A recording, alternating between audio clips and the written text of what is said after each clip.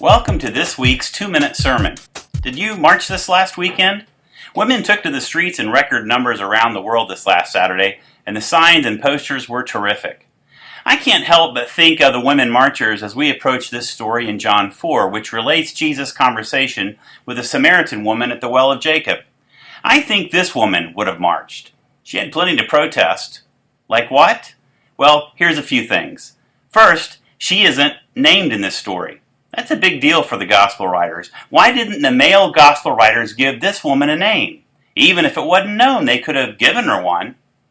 Number two, the woman appears at the well at an odd time of day. Noon is not the typical time to draw water in biblical times. Women would typically gather together in the early morning around the well, drawing water for the rest of the family before they awoke.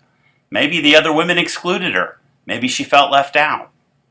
Third, this woman has been given a bad rap by traditional biblical scholars, most of whom are male. They assume that since she had 5 different husbands and lived with a man whom she wasn't married to, that she was sexually suspect, that she was a loose woman.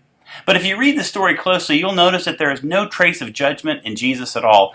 Nothing in the story indicates that this story has anything to do with morality. We don't know why she had 5 husbands, but the point of the detail is simply that Jesus knew something about her that he wouldn't have been able to know if he were an ordinary man. And finally, and perhaps the most important point, is that she runs off to tell the whole village about Jesus.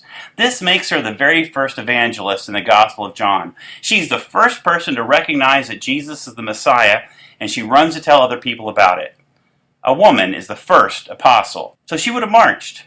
But what would have been on her sign? What do you think? See you next week on 2-Minute Sermon.